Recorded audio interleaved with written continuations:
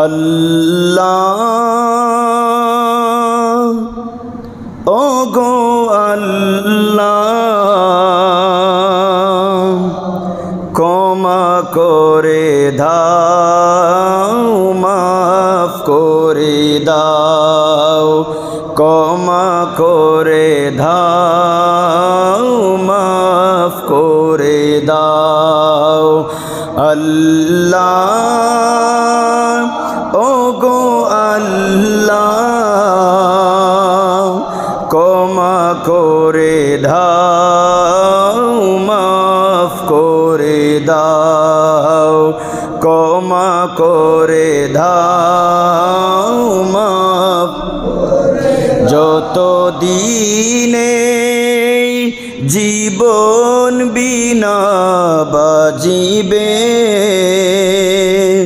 সুপথে চালাও মাফ করে দাও সুপথে চালাও মাফ করে দাও তোমাকে না দেখিয়া নবীকে না চিনিয়া ঈমান এনেছি তবু তোমাকে না দেখিয়া নবীকে না চিনিয়া ঈমান এনেছি তবু এই উসিলায় রহম দয়া বিলাও ক্ষমা করে দাও মাফ করে দাও ক্ষমা করে দাও মাফ করে দাও আল্লাহ ওগো আল্লাহ ক্ষমা করে দাও মাফ করে দাও ক্ষমা করে দাও মাফ করে দাও কাউকে সরি না কাউকে ডরি না তোমাতে শির দেই তবু কাউকে সরি না কাউকে ডরি না তোমাতে শির দেই তবু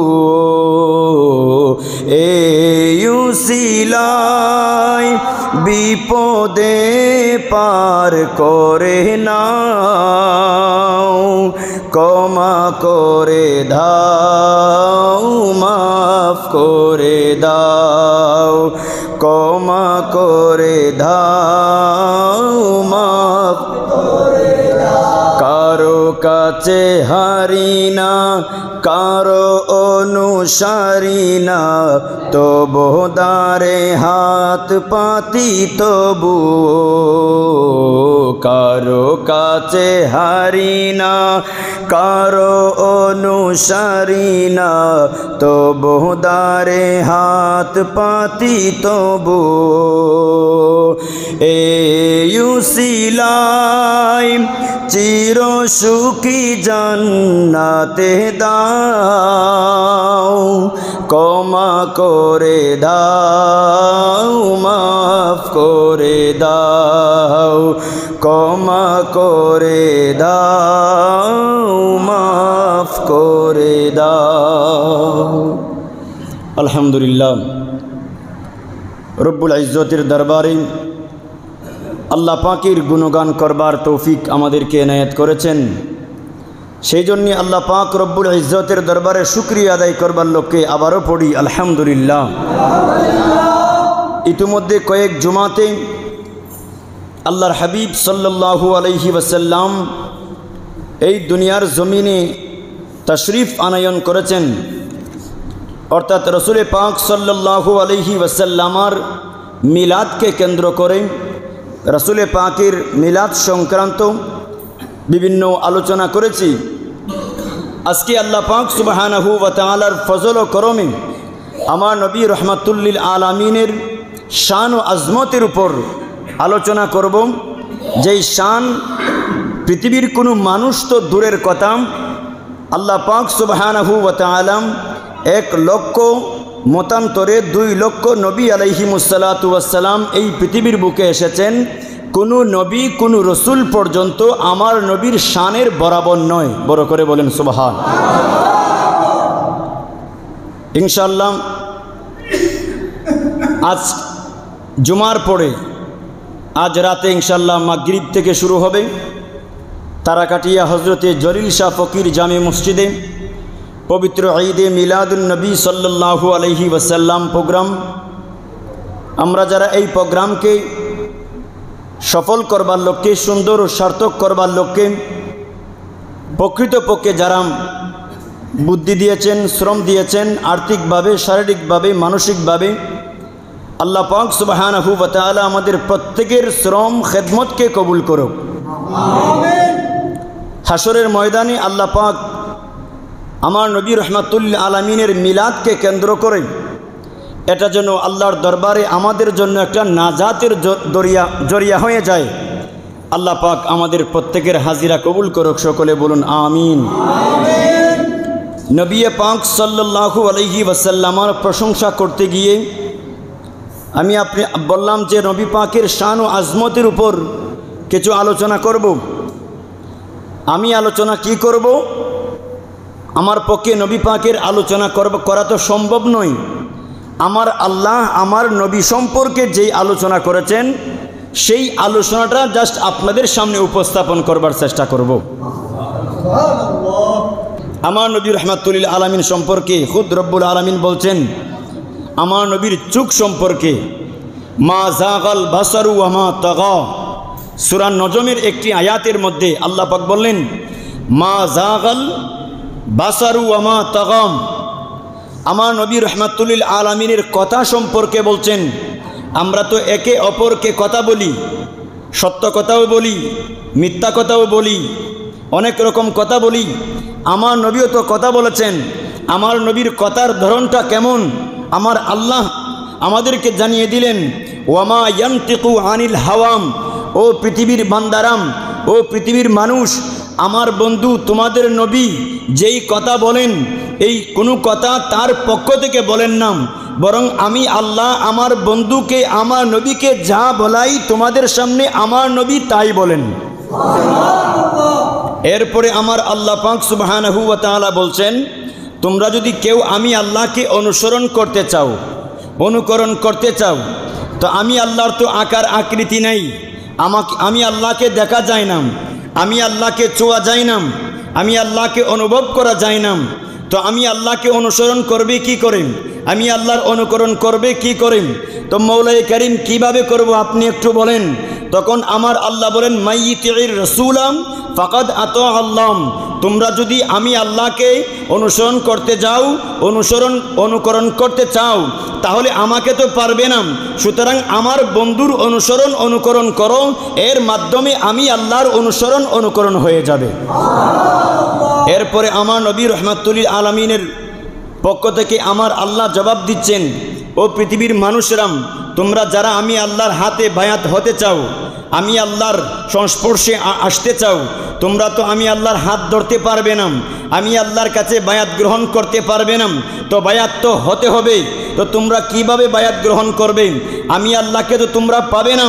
আমি তোমাদেরকে বলে দিলাম, ইন্নাল্লাযীনা ইউবাইউনাকা ইন্নামা ইউবাইউনাল্লাহ। তোমরা যারা আমি আল্লাহর কাছে বায়াত গ্রহণ করতে চাও, আমি আল্লাহকে তো পাবে না।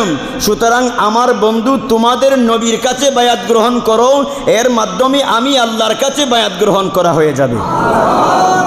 দো জাহানে কি যে হবে আমার পরিচয়, দো জাহানে কি যে হবে আমার পরিচয়, প্রিয় নবীর গোলাম ছাড়া অন্য কিছু নয়, প্রিয় নবীর গোলাম ছাড়া অন্য কিছু নয়। নবীর গোলাম পরিচয় দেয় যখন সফিনা, নবীর গোলাম পরিচয় দেন যখন সফিনা, বনের সিংহ পথ দেখালো নেই কোনো ভাবনা। ইহ জগৎ যাহার জন্য বিজয় হয়, ইহ জগৎ পর জগৎ যাহার জন্য বিজয় হয়। প্রিয় নবীর গোলাম ছাড়া অন্য কিছু নয়, প্রিয় নবীর গোলাম ছাড়া নয়। দো জাহানে কি যে হবে আমার পরিচয়, দো জাহানে কি যে হবে জয়। প্রিয় নবীর গোলাম ছাড়া অন্য কিছু নয়। তো বলতে চাইলাম, পৃথিবীর কোনো মানুষ যদি আল্লাহর কাছে বায়াত গ্রহণ করতে চায় তাহলে আল্লাহ উত্তর দিলেন, জানিয়ে দিলেন, তোমরা যদি আমার বন্ধুর কাছে বায়াত গ্রহণ করো এর মাধ্যমে আমি আল্লাহর কাছে বায়াত গ্রহণ করা হয়ে যাবে। কেন বায়াত গ্রহণ করা হয়ে যাবে? যেহেতু আমার হাবিবকে, আমার বন্ধুকে আমি আল্লাহ আমার পক্ষ থেকে তোমাদের কাছে প্রেরণ করেছি। আমার বন্ধু হচ্ছে আমার প্রতিনিধি, সুতরাং তোমরা আমার প্রতিনিধির অনুসরণ করো, অনুকরণ করো, বায়াত গ্রহণ করো, ইত্তেবা করো, তাহলে আমি আল্লাহর অনুসরণ, অনুকরণ, ইত্তেবা হয়ে যাবে। আমরা তো ঢিল মারি, নিক্ষেপ করি। আমার আল্লাহ উত্তর দিলেন আমার নবী সাল্লাল্লাহু আলাইহি ওয়াসাল্লাম সম্পর্কে, ওমা রমাইতা ইদ রমাইতা ওয়ালাকিন্নাল্লাহ রামাম। আমার নবী রহমাতুল আলামিনকে যখন কাফির মুশরিকরা হত্যা করবার জন্য এসেছিল আল্লাহর ঘর খানায়ে কাবা শরীফে মক্কাতে, তখন আমার নবী রহমাতুল আলামিন দরজা খুলে কাফির মুশরিকদেরকে দেখতে পেলেন। তো সবাই কাফির মুশরিকরা দরজার সামনে বাহিরে দাঁড়িয়ে আছেন। নবীজি আর বাঁচবেন কি করেন? আমার আল্লাহ উত্তর দিলেন, হাবিব এক মুষ্টি বালি নেন, বালি নিয়ে এই বালিগুলো আপনি ছিটিয়ে দেন। আমার নবী যখন বালিগুলা ছিটিয়ে দিলাম, সমস্ত কাফির মুশরিকরা ওই দিন অন্ধ হয়ে গিয়েছিল। নবীজি সাল্লাল্লাহু আলাইহি ওয়াসাল্লাম তাদেরকে সরিয়ে সরিয়ে নবীজি চলে এসেছেন। পরে দেখতে পেলাম ভিতরে গিয়ে হজরতে শেরে খুদা মৌলা আলী শায়িত আছেন। তাহলে দেখেন শেরে খুদা মৌলা আলীর কত বড় সাহস। শেরে খুদা আলী নিশ্চিত ধরে নিয়েছেন যে আজকে আমি আর বাঁচতে পারবো না, কিন্তু যেহেতু আমার নবী বলেছেন, আলী তুমি আমার বিছানাতে একটু আরাম করো, ঘুমাও, এবং আগামীকাল আমার যেই সমস্ত মানুষরা আমার কাছে দেনা পাওনা পাবে এই দেনা পাওনাগুলা পরিশোধ করে তুমিও মদিনাতে চলে আসবে। আলীর সাহস আরও বেড়ে গেল। যদিও আমার মনে হচ্ছে আমি ইন্তিকাল করব, কাফের মুশরিকরা আমাকে মেরে ফেলবে, কিন্তু আমার নবী তো বলেছেন তার দেনা পাওনাগুলা পরিশোধ করে আমি আলী মদিনাতে যাওয়ার জন্য। সুতরাং হাজারো কাফের মুশরিকরা যদি তলোয়ার নিয়ে, তাদের অস্ত্রশস্ত্র নিয়ে যদি অপেক্ষমান তাকেও, যেহেতু আমার নবী বলেছেন আমি মদিনাতে যাওয়ার জন্য, সুতরাং আমার অন্তরের মধ্যে আমার মনে বিশ্বাস হয়ে গেলেও এই এখানে লাখো কোটি কাফের মুশরিক থাকলেও তারা আমাকে মারতে পারবে না, যেহেতু আমি মদিনাতে যাব আমার নবী বলেছেন। আমার নবীর নিক্ষেপকে আমার আল্লাহ বলেছেন, ওমা রমাইতা ওমা রমাইতা ইদ রমাইতা ওয়ালাকিন্নাল্লাহ রামাম। আমার নবী রহমাতুল আলামিনের অস্তিত্ব হচ্ছে আল্লাহর দলিল। আল্লাহ যে এক, এর দলিল কি? আদম আলাইহিসসালাতু ওয়াসসালাম পৃথিবীতে এসেছেন, সবাইকে এক আল্লাহর দাওয়াত দিয়েছেন। হযরতে নূহ আলাইহিসসালাতু ওয়াসসালাম পৃথিবীতে এসেছেন, এক আল্লাহর দাওয়াত দিয়েছেন। মূসা কালিমুল্লাহ এক আল্লাহর দাওয়াত দিয়েছেন। দাউদ খলিফাতুল্লাহ এক আল্লাহর দাওয়াত দিয়েছেন।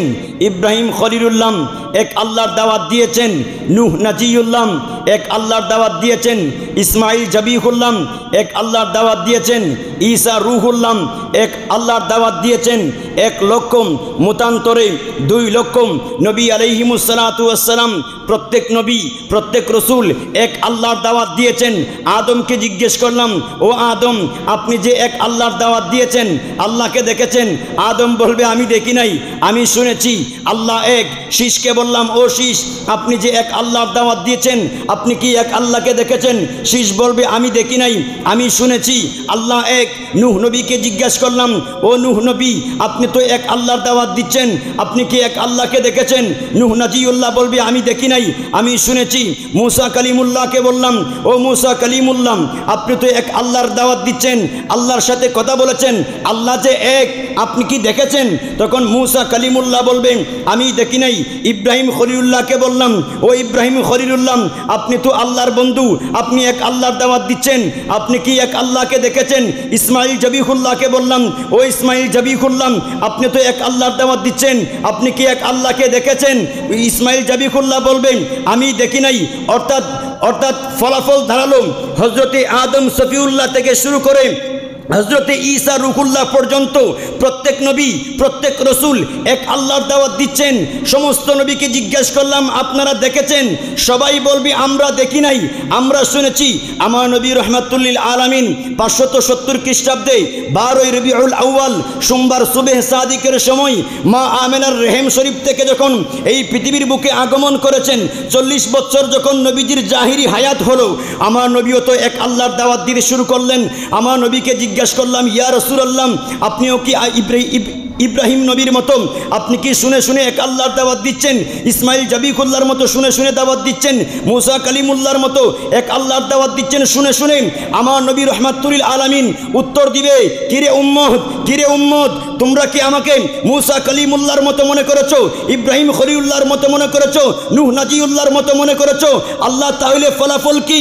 তখন আমার নবী রহমাতুল আলামিন উত্তর দিবে, হযরত আদম থেকে শুরু করে হযরত ঈসা রূহুল্লাহ পর্যন্ত প্রত্যেক নবী, প্রত্যেক রসুল আমি আল্লাহকে দেখে নাই, আমার আল্লাহকে দেখে নাই, না দেখে শুনে শুনে দাওয়াত দিয়েছে এক আল্লাহর। আর আমি নবী রহমাতুল আলামিন মেরাজের রাতে আমার আল্লাহকে দেখে এসে তোমাদেরকে এক আল্লাহর দাওয়াত দিচ্ছি। বড় করে বলেন আমার আল্লাহ যে আমার নবী যে আমার আল্লাহকে দেখেছেন, ওই দেখাটাকেই আমার আল্লাহ কোরআনে বলছেন মা জাগাল বাসারু ওয়া মা তাগা, যে আমার হাবিব রহমাতুল্লিল আলামিন আমাকে যে দেখেছে সত্যই দেখেছে। আল্লাহকে তো কথা আসবে, তো আল্লাহকে তো দেখা যায় না, আল্লাহর আকার নাই, আকৃতি নাই, কথা আছে কি না? আল্লাহকে দেখা যায় না, আল্লাহকে ছোঁয়া যায় না, আল্লাহর আকার আকৃতি নাই। তো আমার আল্লাহকে আমার নবী দেখলেন কি করে? আমার আল্লাহর শান অনুযায়ী, আমার নবীর পজিশন অনুযায়ী আমার আল্লাহ যেইভাবে চেয়েছেন সেইভাবে আমার নবীকে দেখা দিয়েছেন। জান্নাতে মানুষ যাবে, জান্নাতে সমস্ত কিছু থাকবে। জান্নাতীদের সর্বোচ্চ নিয়ামত হলো, সর্বোচ্চ পুরস্কার হলো আল্লাহর দিদার।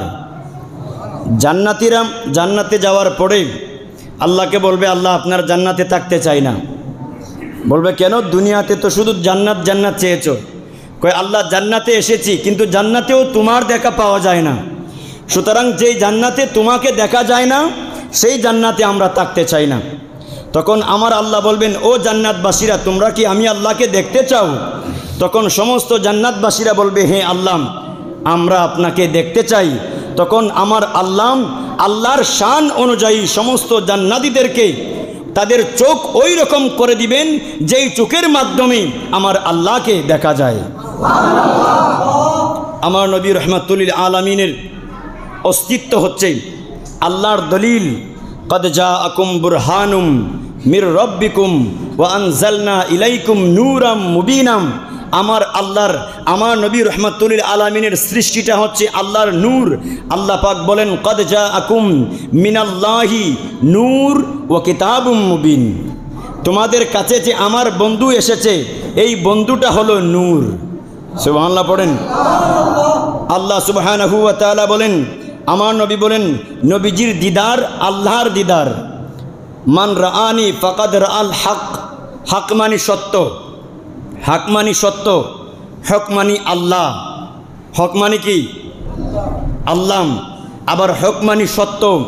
তো আমার নবী বলেন, মান রাআনি, যেই ব্যক্তি আমাকে দেখল, ফাকাদ রাআল হক, সে আল্লাহকে দেখল।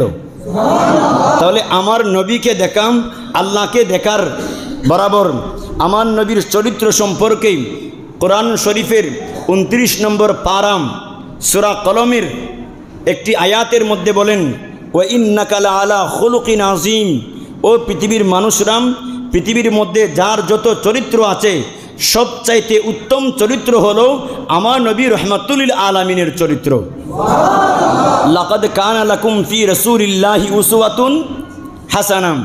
তোমরা যদি কারো চরিত্রকে অনুকরণ করতে চাও তাহলে নবী মুহাম্মদ আরবির অনুকরণ করো। এর মাধ্যমে আমার আল্লাহর রাস্তা ইহদিনাস সিরাতাল মুস্তাকিম অতিক্রম করে বরাবর জান্নাতের মধ্যে প্রবেশ করতে পারবে। বড় করে বলেন।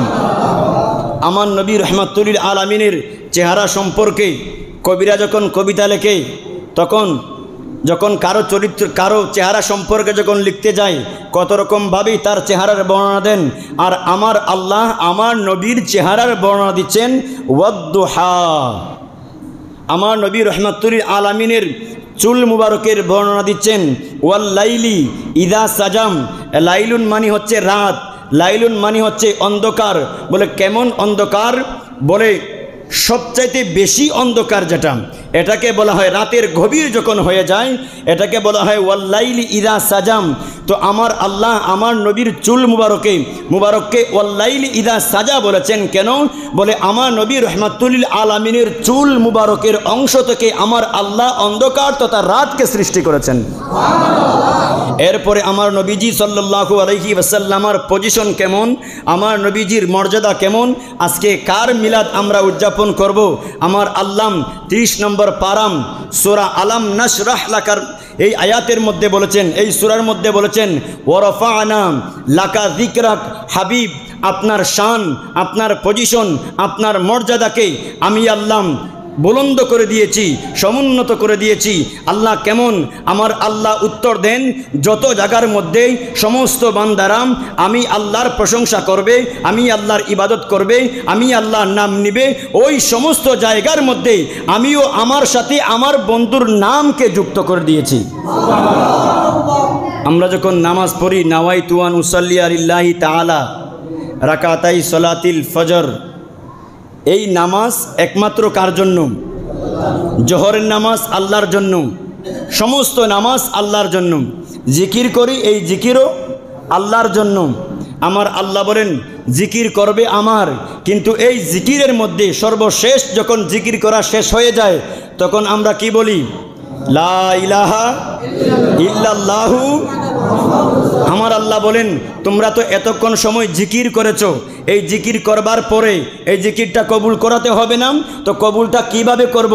এর মধ্যে যদি কোনো সিগনেচার না থাকে, কোনো স্বাক্ষর না থাকে, তো সর্বশেষ আমার নবী রাহমাতুল লিল আলামিনের নামটা নিয়ে তোমরা জিকির শুরু করো, আমি আল্লাহ আমার নবীর নামের নিসবতে তোমাদের জিকির কবুল করে নিব। নামাজ পড়ব আল্লাহর জন্য। নামাজ যখন শেষ করতে যান, রুকু করলেন, সাজিদা করলেন, শেষ বৈঠক করলেন, সালাম ফিরাবেন। সালাম ফিরাবার আগে আমার আল্লাহ বলেন নামাজটা তো আমাকে দিবে, তো নামাজটা কবুল করব কেমনে? তোমাদের কার পক্ষ থেকে নামাজটা কবুল করব? সেই জন্য আমার আল্লাহ জানিয়ে দিলেন নামাজ শেষ করবার আগে আমার বন্ধুর উপর দুরূদ পড়ো, আল্লাহুম্মা সাল্লি আলা মুহাম্মদ।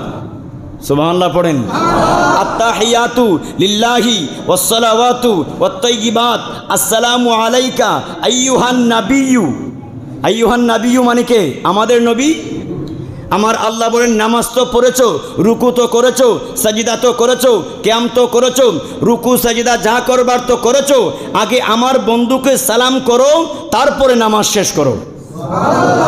যদি যেই ইবাদতের মধ্যে আমার বন্ধু সম্পৃক্ত থাকবে না, ওই ইবাদত আমি আল্লাহর কাছে গ্রহণযোগ্য হবে না। নবীজির নাম আমরা কেন নিব? আমাদের সমস্ত ইবাদত আল্লাহর দরবারে কবুল করাবার জন্য আমরা নবীজির নাম নিব। আল্লাহ বলেন পৃথিবীতে যত নিয়ামত তোমাদেরকে দিয়েছি এই সমস্ত নিয়ামতের শুকরিয়া আদা করো, তো আল্লাহ যেই দিকে তাকায় সেই দিকে শুধু আপনার নিয়ামত, কয়টা নিয়ামতের শুকরিয়া আদা করব। সকাল ফজর থেকে যদি শুরু করি এশা হয়ে যাবে, শেষ হবে না। এশার থেকে শুরু করলে পরের দিন সকাল হয়ে যাবে, তারপরেও শেষ হবে না। তো সারাদিন কি আমরা শুধু শুকরিয়া আদায় করব? আল্লাহ বলেন না, সারাদিন শুকরিয়া আদা করতে হবে না। তোমাদের দিনের মধ্য থেকে একটা সামান্য একটু সময় বের করো, বের করে এমন একটা জিনিসের শুকরিয়া আদা করো যেই জিনিসের মাধ্যমে আমার সমস্ত জিনিসের শুকরিয়া আদা হয়ে যায়। আমার আল্লাহ বৎসরে একটা দিন আমার নবী রহমাতুল্লিল আলামিনের জিকির, আমার নবী রহমাতুল্লিল আলামিন এই দুনিয়াতে আগমন করেছেন। এই আগমনকে উপলক্ষ করে আমরা যে আজকে রাতে মিলাদুন্নবীর আয়োজন করেছি, তাবারক করেছি, আল্লাহ পাক চাইলে এই তাবারুকের উসিলায়, আমার নবীর শান ও আজমতের উসিলায়, আমার নবীর মিলাদের উসিলায় আল্লাহ পাক চাইলে আমার সমস্ত ইবাদতকে কবুল করতে পারেন। আমরা নবী পাক সাল্লাল্লাহু আলাইহি ওয়াসাল্লামার মিলাদ, নবী পাক সাল্লাল্লাহু আলাইহি ওয়াসাল্লামার শান ও আজমত বয়ান করি কেন? আমাদের সমস্ত ইবাদত আল্লাহর দরবারে কবুল করাবার জন্য। আজান কার জন্য? আজান নামাজের জন্য। নামাজটা আল্লাহর জন্য। নামাজ আল্লাহ বলেন আজান নামাজের জন্য। তো এই নামাজের এই আজানের মধ্যেও আমার আল্লাহ আমার বন্ধুকে রেখেছেন, নামাজের মধ্যেও আমার বন্ধুকে রেখেছেন। প্রত্যেকটা ইবাদতের মধ্যে আমার আল্লাহ তার বন্ধুকে রেখেছেন। আমার আল্লাহ বলেন আমার বন্ধু ছাড়া আমার কোনো অস্তিত্ব তোমরা পাবে। আমার আল্লাহ পাক সুবহানাহু ওয়া তাআলা এরপরে বলছেন নবীজি সাল্লাল্লাহু আলাইহি ওয়াসাল্লাম হচ্ছেন আল্লাহর পক্ষ থেকে সবচাইতে বড় নিয়ামত। আল্লাহ বলেন লাকাদ মান্নাল্লাহু আলাল মুমিনিনা ইয বাআসা ফীহিম রাসূলা। আল্লাহ বলেন তোমাদেরকে আমি নামাজ দিয়েছি, হজ দিয়েছি, যাকাত দিয়েছি, রোজা দিয়েছি, তাসবিহ দিয়েছি, এই দিন ধর্ম সমস্ত কিছু দিয়েছি, কিন্তু কোনো কিছু দিয়ে আমি তোমাদেরকে খোঁটা দেইনি। খোঁটা দেওয়া মানে বুঝেন? আপনি কাউকে একটা উপকার করলেন, উপকার করবার পরে আপনি আবার বলেও দিলেন যে আমি তোমাকে ওই দিন এমন একটা কাজ করেছিলাম, এটা হলো কি? খোঁটা দেওয়া। তো আল্লাহ বলেন আমি তোমাদেরকে কত কিছুই তো দিয়েছি, তোমাদের হাত দিয়েছি, পা দিয়েছি, চোখ দিয়েছি, নাক দিয়েছি, দাঁত দিয়েছি, মুখ দিয়েছি, সমস্ত কিছু তোমাদেরকে দিয়েছি। এর জন্য আমি আল্লাহ তোমাদের কাছে কোনো কিছু চাই না, এর খোঁটা আমি দিচ্ছি না। আমার বন্ধু যে তোমাকে দিয়েছি এটা তো আমার সবচাইতে প্রিয় বন্ধু তোমাদের কাছে দিয়ে দিয়েছি। আমার সবচাইতে বড় নিয়ামত যেটা আমি আল্লাহর কাছে ছিল 570 খ্রিস্টাব্দে আমি আল্লাহ তোমাদের কাছে দিয়ে দিয়েছি। সুতরাং তোমরা আমার বন্ধুর অনুকরণ করো। হযরতে আলী শেরে খুদা আলী বলছেন আমার নবী সম্পর্কে লাম আরাম কাবলাহু ওয়ালা বাদা মিথলাহু। আমার নবী কেমন যে আমার নবীর আগেও আমার নবীর মতো আমি আলী কাউকে দেখিনি, এবং আমার নবীর পরেও আমার নবীর মতো কাউকে দেখিনি। এই কথা কে বলেছেন? শেরে খুদা তিরমিজি শরীফের 6ষ্ঠ খণ্ড 34 নম্বর পৃষ্ঠা, হাদিস নম্বর 3637 নম্বর। লাম আরা কাবলাহু ওয়ালা বাদা মিথলাহু। ইয়া রাসূলুল্লাহ, আপনার মতো আপনার পূর্বেও দেখিনি, আপনার পরেও দেখিনি। হযরতে আবু হুরায়রা বলেন মা রাআইতু শাইআন আহসানা মিন রাসূলিল্লাহি সাল্লাল্লাহু আলাইহি ওয়াসাল্লাম। আমি হযরতে আবু হুরায়রা রাদিয়াল্লাহু তাআলা আনহু বলছি যে নবীজি সাল্লাল্লাহু আলাইহি ওয়াসাল্লামার চাইতে সুন্দর আমি আবু হুরায়রা দেখিনি। বলে কেন দেখিনি? কান্না শামসা তাজরি ফি ওয়াজহিহি, যে আমি আবু হুরায়রার মনে হচ্ছে চন্দ্র সূর্য আমার নবী রহমাতুল্লিল আলামিনের চেহারা মুবারকের মধ্যে প্রবাহমান রয়েছেন। আমার নবী সাল্লাল্লাহু আলাইহি ওয়াসাল্লাম যখন দুনিয়াতে আগমন করেছেন, আমার নবীকে কুলে নিয়ে মা আমেনা বলছেন আমি তো কত সন্তান দেখলাম, কত শিশু দেখলাম, আমি মা আমেনা এই শিশুর চাইতে সুন্দর কোনো শিশু আমি মা আমেনা দেখি নাই। এই বক্তব্য যখন মা আমেনা দিলেন তখন মা হালিমাতুস সাদিয়া রাদিয়াল্লাহু তাআলা আনহা তিনি বলছেন ও আমেনা তুমি একটু আমাকে দাও। হযরতে হালিমাতুস সাদিয়া কুলে নিলেন এবং তিনি বক্তব্য দিলেন ও আমেনা আমি বলছি শুনুন, আমাদের গোত্রের কাজ হলো শিশুদেরকে দুধ পান করানো, শিশুদেরকে লালন পালন করাম। এবং আমি হালিমাতুস সাদিয়া তো ব্যবসা করি, এই ব্যবসার সুবাদে বিভিন্ন শহরে, বিভিন্ন গ্রামে, বিভিন্ন দেশের মধ্যে আমি ভ্রমণ করি। আমি হালিমাতুস সাদিয়া উত্তর দিচ্ছি, এই শিশুর চাইতে সুন্দর কোনো শিশু আমি হালিমাতুস সাদিয়া দেখি নাই। আব্দুল মুত্তালিব যখন এই বক্তব্য শুনলেন তখন ডাক দিয়ে বললেন, ও হালিমাতুস সাদিয়া, তোমার বক্তব্য এবার বন্ধ করো। আমি আব্দুল মুত্তালিব বলছি, তুমি শুনুন, আমি তো কাবাগরের মুতাওয়াল্লি। পৃথিবীর সমস্ত দেশ থেকে কাবাগরের মধ্যে কিছু মানুষ আসে হজ করবার জন্য, তাওয়াফ করবার জন্য, সাথে করে তাদের বাচ্চাদেরকে নিয়ে আসে। আর আমি কাবাগরের মুতাওয়াল্লি হওয়ার কারণে আমার কাছেই তো ঝাড়ফুঁক করবার জন্য নিয়ে আসে, তাদেরকে ফুফা দেওয়ার জন্য তো আমি আব্দুল মুত্তালিবের কাছে আসে। এবং আমি আব্দুল মুত্তালিব কাবাগরের মুতাওয়াল্লি, সেই সুবাদে আমার কাছে আসে। তো আমি তো পৃথিবীর সমস্ত মানুষ সম্পর্কে মোটামুটি আমার একটা ধারণা আছে।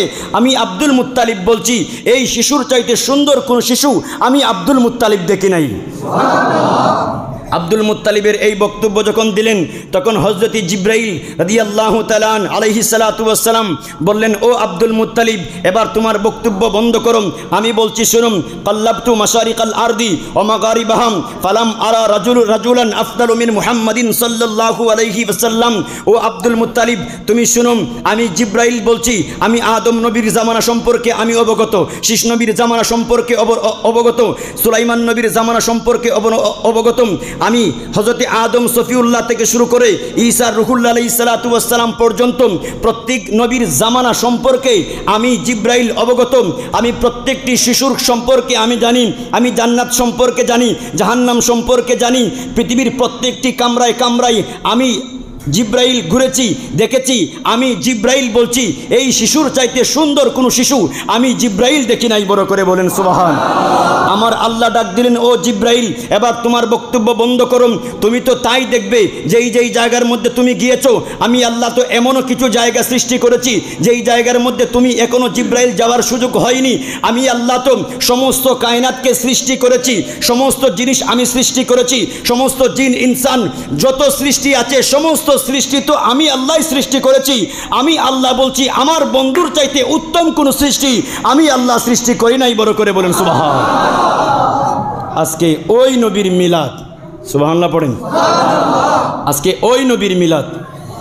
আল্লাহ আল্লাহ আল্লাহ ইল্লাহু আল্লাহ আল্লাহ আল্লাহু লা ইলাহা বারা রবিউল আউয়াল কো আয়া দুররে यतीम माहे नबुवत मेरे रिसालत माहे नबुवत मेरे रिसालत साहिब खुल्क़े आज़ीम नबी जी अल्लाह अल्लाह अल्लाह इल्लाहु अल्लाह अल्लाह अल्लाहु ला इलाहा। এরপরে আমার নবী সাল্লাল্লাহু আলাইহি ওয়াসাল্লামের চোখ সম্পর্কে আমার নবীজি নিজেই বলছেন, ইন্নী আরাম মালা তারাউনি। তোমরা যখন সামনে তাকাও তখন সামনেই দেখতে পাও, তোমরা যখন পিছনে তাকাও তখন পিছনে দেখতে পাও, যখন ডান দিকে তাকাও শুধু ডান দিকে দেখতে পাও, যখন বাম দিকে তাকাও তখন শুধু বাম দিকেই দেখতে পাও। আর আমি নবী এট এ টাইম চতুর্দিকে দেখতে পাই। আমার নবী রহমাতুল্লিল আলামিন হাদিস বয়ান দিয়েছেন তিরমিজি শরীফের 336 নম্বর হাদিস। আমার নবী বলেন, ইন্নী আরা মালা তারাউনি, যে আমি যা দেখতে পাই তোমরা তা দেখতে পাও। আমার নবী সাল্লাল্লাহু আলাইহি ওয়াসাল্লামার কান মুবারক সম্পর্কে আমার নবী বলছেন, ইন্নী আসমাউ মালা তাসমাউন, আমি নবী যা শুনি তোমরা তা শুনো না। ইয়া রাসূলুল্লাহ, আপনি কি শোনেন? বলে, আমি যখন আমি যখন রাস্তা দিয়ে হাঁটি মাটির নিচে কি হয় সেটাও আমি শুনতে পাই। আমি যখন সমুদ্রে যাই সমুদ্রের তলদেশে কি হচ্ছে না হচ্ছে এইগুলা শব্দ আমি শুনতে পাই। শুধু তাই নয়, আমি জমিন থেকে প্রথম আসমান কি হচ্ছে শুনতে পাই। শুধু তাই নয়, সিদরাতুল মুনতাহা অতিক্রম করে তোমাদের আমল নামা যেই কলম দিয়ে লেখা হয়, লিখবার সময় যে কাগজের মধ্যে কিছু আওয়াজ হয়, সেই আওয়াজ পর্যন্ত আমি নবীর দুনিয়া থেকে শুনতে পাই। আমার নবী রহমাতুল আলামিনের চেহারা মুবারক সম্পর্কে মা আয়েশা সিদ্দিকা রাদিয়াল্লাহু তাআলা আনহা বয়ান দিচ্ছেন যে একবার রাতের শেষ ভাগে সাহারির সময় আমি আয়েশা সিদ্দিকা রাদিয়াল্লাহু তাআলা আনহা সুই দিয়ে কাপড় সেলাই করছিলাম। হঠাৎ করে আমার হাত থেকে সুইটা পড়ে গিয়েছে। আমি অনেক খোঁজাখুঁজি করেছি, রাতের অন্ধকার, আমি সুইটি পাইনি। হঠাৎ করে যখন আমার নবী রহমাতুল আলামিন ঘরের মধ্যে তাশরিফ আনয়ন করেছেন, আমার নবীর চেহারা মুবারকের আলোতে আমি সুইটা দেখতে পেয়েছি। এরপরে মা আয়েশা সিদ্দিকা বলেন, শুধু দেখতে পেয়েছি তা নয়, আমার নবী রহমাতুল আলামিন আমার পাশেই তো বসা ছিলেন। নবীজির চেহারা মুবারকের আলো আমার কাছে এসে পড়েছিল। এই চেহারা মুবারকের আলোতে আমি এই সুইয়ের ছিদ্র দিয়ে সুতা আমি গেঁথেছিলাম। তাহলে নবী পাক সাল্লাল্লাহু আলাইহি ওয়াসাল্লামের চেহারা মুবারকের জুতিটা কেমন ছিল? ইমাম সুয়ুতি রহমাতুল্লাহি তাআলা আলাইহি খাসাইসুল কুবরা শরীফের প্রথম খণ্ড 1111 নম্বর পৃষ্ঠার মধ্যে এই হাদিসটা বয়ান দিয়েছেন। আমার নবী রহমাতুল আলামিনের দাঁত সম্পর্কে বলা হয়েছে, নবীজি সাল্লাল্লাহু আলাইহি ওয়াসাল্লাম যখন হাসতেন তখন নবীজির দাঁত মুবারক দিয়ে নূরের কিরণ বের হতো। খাসাইসুল কুবরা প্রথম খণ্ড 84 নম্বর হাদিস। আব্দুল্লাহ ইবনে আব্বাস রসুল পাক সাল্লাল্লাহু আলাইহি ওয়াসাল্লামের প্রখ্যাত সাহাবী, যিনি সবচাইতে বেশি কোরআনের তফসির বুঝতেন। আব্দুল্লাহ ইবনে আব্বাস বলছেন, কানা রাসূলুল্লাহ সাল্লাল্লাহু আলাইহি ওয়াসাল্লাম আফলাজা সানাতাইনি ইদা তাকাল্লামা রুইয়াকা নূর ইয়াখরুজু মিন বাইনি সানায়াম। নবীজি সাল্লাল্লাহু আলাইহি ওয়াসাল্লামের সামনের এই দুইটা দাঁতকে বলা হয় সানায়া। নবীজির দুইটা দাঁতের মধ্যে কিছুটা ফাঁক ছিল। তো নবীজি সাল্লাল্লাহু আলাইহি ইদা তাকাল্লামান নূর ইয়াখরুজু মিন ইদা তাকাল্লামার রুইয়াকান নূর। নবীজি সাল্লাল্লাহু আলাইহি ওয়াসাল্লাম যখন কথা বলতেন তখন এই দুই দাঁতের মাঝ দিয়ে নূর বের হতো, এবং এমন নূর বের হতো যে রাতে যদি নবীজি কথা বলতেন তখন রাতে নবীজির যে মুখ থেকে যে দাঁত থেকে যে নূর বের হতো কথার মাধ্যমে, এই নূরের আলোতে আশেপাশের রাস্তার দেয়ালগুলা পরিষ্কার দেখা যেত। এটা হাদিস শরীফটা হচ্ছে মিশকাত শরীফের 518 নম্বর হাদিস। এরপরে নবীজি সাল্লাল্লাহু আলাইহি ওয়াসাল্লামের তুতু সম্পর্কে, আমাদের আপনাদের সবার তুতুর মধ্যে জীবাণু আছে, রোগ আছে। কেউ যদি কারো শরীরের মধ্যে তুতু দেয় তাহলে তার শরীরের মধ্যে রোগ হয়ে যাবে, কারণ তুতুর মধ্যে কি থাকে? জীবাণু থাকে। নবীজি সাল্লাল্লাহু আলাইহি ওয়াসাল্লামের তুতুর মধ্যে শেফা ছিল। নবীজি সাল্লাল্লাহু আলাইহি ওয়াসাল্লাম যখন কারো কাছে তুতু দিতেন তখন কারো রোগ বালা হয়ে যেত, কারো বাঙ্গা হাড় জোড়া লেগে যেত, এবং কারো অসুস্থ শিশু সুস্থ হয়ে যেত, এবং লুনা পানির কূপ মিষ্টি হয়ে যেত। আমি মদিনা শরীফ থেকে বদর প্রান্তে যাওয়ার পথে রাস্তার মধ্যে একটা কূপ দেখেছিলাম। এই কূপটার নাম হচ্ছে বীরে শেফা। এই কূপটা হচ্ছে নবী পাক সাল্লাল্লাহু আলাইহি ওয়াসাল্লাম বদর প্রান্ত থেকে যুদ্ধ শেষ করে আসার পথে মাঝ রাস্তার মধ্যে যখন আসলেন, সাহাবায়ে কেরাম ক্লান্ত হয়ে গেলেন, কারণ তখন তো রমজান মাস ছিল। বদর কত? রমজান মাসের 17 তারিখ হয়েছিল। সমস্ত সাহাবীরা তখন তারা রোজা অবস্থায় ছিলেন, আরও যুদ্ধ করে এসেছেন, তাদের পেটের মধ্যে কোনো খাবার নেই, সবাই তো ক্লান্ত হয়ে গেল। তখন নবীজি সাল্লাল্লাহু আলাইহি ওয়াসাল্লামের যাত্রা বিরতি করলেন, দেখতে পেলেন একটা কূপ। তখন সাহাবাদেরকে বলা হলো, তোমরা এই কূপ থেকে পানি পান করো, যার যার যে পানি প্রয়োজন এই পানি সংগ্রহ করো। যখন এই কূপ থেকে পানি সংগ্রহ করবেন দেখতে পেলেন এই পানি খুবই লবণাক্ত, লুনা পানি, কোনোভাবেই মুখের মধ্যে দেওয়া যাচ্ছে না।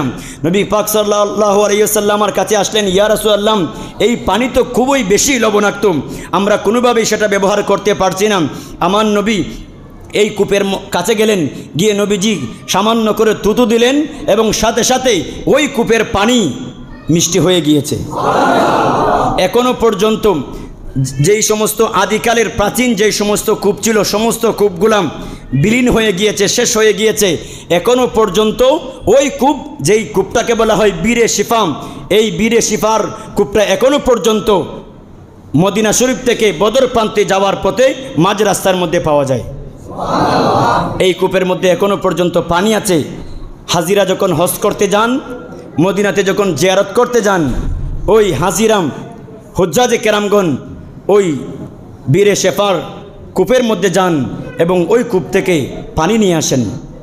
আরেকটা হলো জমজমের কূপ। এই জমজমের কূপ তো আল্লাহ পাকের একটা নিদর্শন, আর বীরে শেফাটা হচ্ছে নবী পাকের নিদর্শন। আমার নবী রহমাতুল আলামিন, আমি প্রথমেই বলেছি, নবী পাকের মতো কোনো সাধারণ মানুষ হবে দূরের কথা, কোনো পয়গাম্বরও আমার নবীর মতো। আমাদের উপর দৈনিক কত ওয়াক্ত নামাজ, আর আমার নবীর কাছে, আমার নবীর উপর তাহাজ্জুদের নামাজ এটাও ফরজ ছিল। তাহলে আমাদের নামাজ 5 ওয়াক্ত, নবী পাকের নামাজ 6 ওয়াক্ত। আমরা যখন ঘুমাই তখন আমাদের উজু ভেঙে যায়। একবার নবীজি সাল্লাল্লাহু আলাইহি ওয়াসাল্লাম ঘুম থেকে উঠে সোজা বরাবর মসজিদে নববীতে গিয়ে নামাজ আদা করেছেন। মা আয়েশা সিদ্দিকা বললেন, ইয়া রাসূলুল্লাহ, আপনি তো উজু করেন নাই। তখন আমার নবী উত্তর দিলেন, ও আয়েশা, তোমরা যখন ঘুমাও তখন তোমাদের কলব ঘুমিয়ে যায়, তোমাদের উজু ভেঙে যায়, আর আমি নবী যখন ঘুমাই তখন আমার কলব ঘুমায় না, কলব জাগ্রত থাকে। তোমরা যখন ঘুমাও তোমাদের উজু ভেঙে যায়, আর আমি নবী ঘুমালেও আমি নবীর উজু ভঙ্গ হয় না। নবী পাক সাল্লাল্লাহু আলাইহি ওয়াসাল্লাম সৌমে বেসাল করতেন, লাগাতারে রোজা রাখতেন, সাহারি করতেন না, ইফতারও করতেন না। নবী পাকের এই দৃশ্য দেখে সাহাবায়ে কেরাম নবী পাকের অনুসরণ করতে লাগলেন। যেহেতু বলেছেন মাইয়িতির রাসূলা ফাকাদ আতাহাল্লাম, নবী পাকের অনুসরণ করবার জন্য কিছু সাহাবায়ে কেরাম নবী পাকের সাথে সৌমে বেসাল লাগাতারে রোজা রাখবার জন্য তারাও চেষ্টা করতে লাগলো। দেখতে পেলেন কয়েকদিন যখন গেল তারাও ক্লান্ত হয়ে যাচ্ছে, দুর্বল হয়ে যাচ্ছে। নবী জিজ্ঞেস করলেন, তোমরা ক্লান্ত হয়ে যাচ্ছ, ব্যাপার কি? তখন সাহাবায়ে কেরাম বললেন, ইয়া রাসূলুল্লাহ, আপনি যেইভাবে সৌমে বেসাল করছেন আমরাও আপনার সাথে সৌমে বেসাল করছি। নবী পাক বললেন, আমাকে আমার আল্লাহ খাওয়ান, আমাকে আমার আল্লাহ পান করান, আমি তোমাদের মতো নই, সুতরাং আমি সৌমে বেসাল করছি, তোমরা সৌমে বেসাল করবে না, করতে পারবেও না। বড় করে বলেন সুবহানাল্লাহ। আমার নবী সাল্লাল্লাহু আলাইহি ওয়াসাল্লামার আমরা যদি মারা যাই বা আমাদের স্ত্রীদেরকে যদি আমরা তালাক দিয়ে দেই, তাহলে ওই স্ত্রী, ওই মহিলা চাইলে তার ইদ্যত পালন করবার পরে অন্য কোনো জায়গার মধ্যে শাদী হতে পারে। কেউ চাইলে তাদেরকে বিয়ে করতে পারবে। নবীজি সাল্লাল্লাহু আলাইহি ওয়াসাল্লামার কোনো স্ত্রীকে কোনো উম্মত বিয়ে করা তাদের জন্য হারাম ছিল। সূরা আহজাবের 53 নম্বর আয়াত, সূরা আহজাব 53 নম্বর আয়াতের মধ্যে আমার আল্লাহ নবীগণের বিবিদেরকে উম্মতের জন্য হারাম করে দিয়েছেন। একে অপরের স্ত্রীকে বিয়ে করতে পারবেন যদি তালাক দিয়ে দেয়। নবী পাক তালাক দিলেও কোনো স্ত্রীকে বিবাহ করার হুকুম নাই, কেউ চাইলেও বিয়ে করতে পারবে।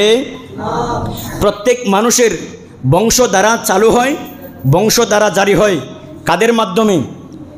ছেলে সন্তানের মাধ্যমে। আমার বংশ জারি হবে কার মাধ্যমে? ছেলের মাধ্যমে। আর আমার নবীর বংশধারা চালু হয়েছে কাদের মাধ্যমে? মেয়ের মাধ্যমে, মা ফাতেমাতুজ জাহরার কাছ থেকে। প্রত্যেকের জন্মের বা বংশ তালিকা ছেলের থেকে হয়। আমার দাদার থেকে বাবা, বাবার থেকে আমি, আমার থেকে আমার ছেলে, ছেলেদের মাধ্যমে বংশ সাজারা চালু হবে, জারি হবে। কিন্তু নবী পাকের সাজারা হয়েছে আম্মাজান হযরতে মা ফাতেমাতুজ জাহরার মাধ্যমে। এর মাধ্যমে বোঝা গেল যে আমরা আজকে যার মিলাদের আয়োজন করেছি ওই ব্যক্তি, ওই জাত সাধারণ কোনো মানুষের মতো আজকে